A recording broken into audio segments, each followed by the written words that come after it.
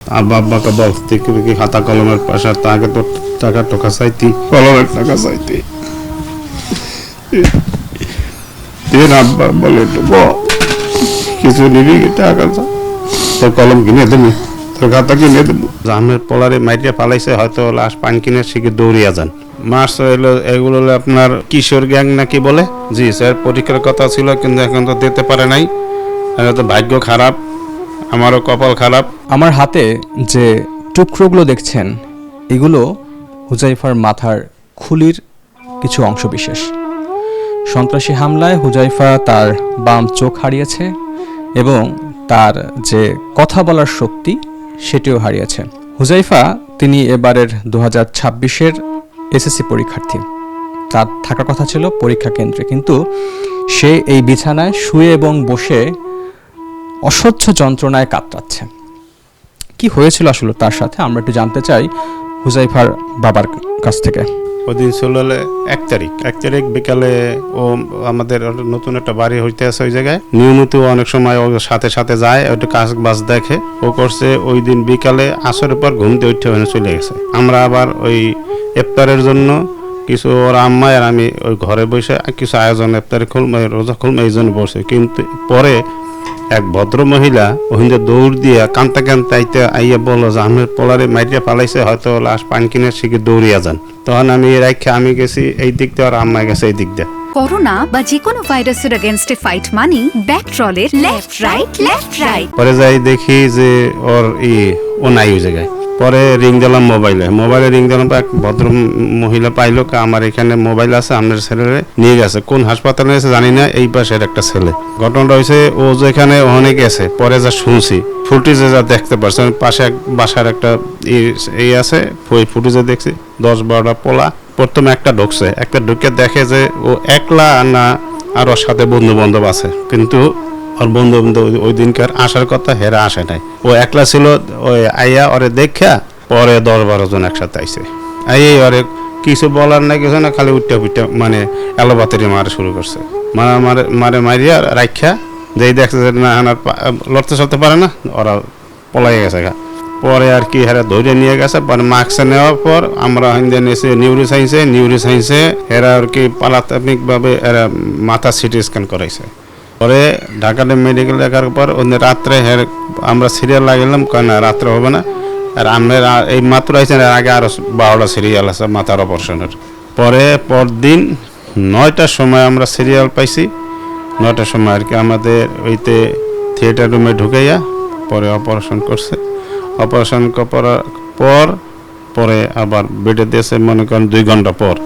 এইভাবে আর কি আমি হাসপাতালে পরে চক্ষুরা দেখাতে পারলাম না। আমাকে চক্ষুরা জিজ্ঞেস করলাম মেডিকেলে, মানে অপারেশন করে দিল, কিন্তু পরে ডাক্তারে মানে আমাকে কোনো দামই দেয় না।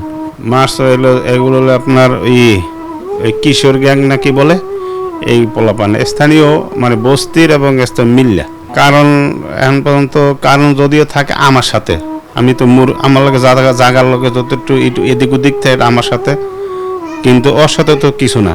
মানে এরা মারাইছে কি কিছু, এরা মারাইছে লই পোলামান খামার বাসায় এটা মারাইছে। মনে করেন আমার সাথে জাগার একটা বিবাদ আছে, এই জাগার মালিক আছে, এই মালিকের সাথে।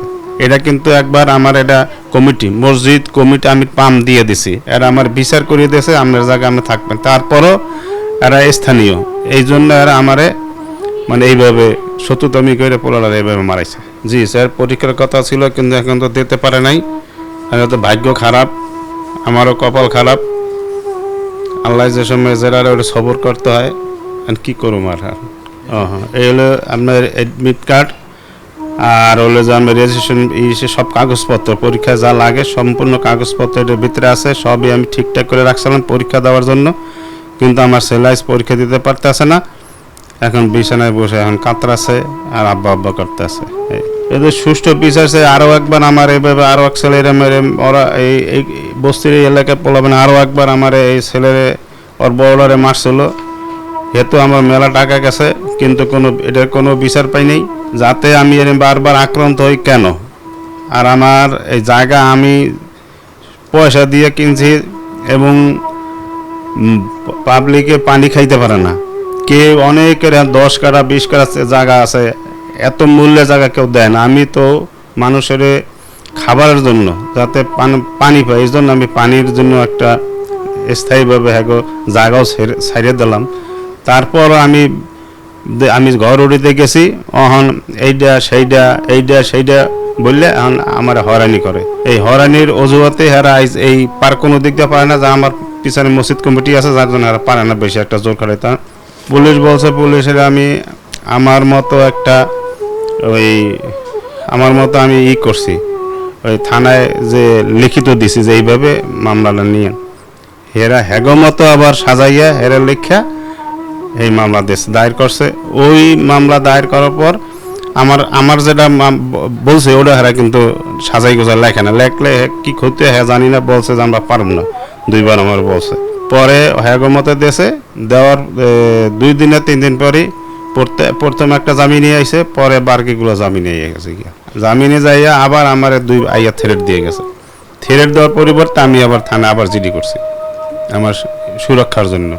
এখন আমি সুষ্ঠু বিচার চাই, যে যাতে এই বারবার আমি কেন আক্রান্ত হই, আর হেরা আমার এর মারে কেন, এর মানে সুষ্ঠু বিচার চাই, যে বিচারকের কাছে, আল্লাহর কাছেও, এবং এই বাংলাদেশের আইন যেভাবে আছে, যত ধারা আছে, ধারা দিয়া যাতে এই যে পোলাপানে এই যে সশস্ত্র বাহিনী, এই যে বাহিনী কি বাহিনী এগুলোর কয় জানি কিশোর গ্যাং, এই কিশোর গ্যাং যাতে উপযুক্ত শাস্তি পায়, এই ধারা মতে তাদের সুষ্ঠু বিচার, আমার সুষ্ঠু বিচার চাই, যাতে ওদের বিচার হয় আর কি।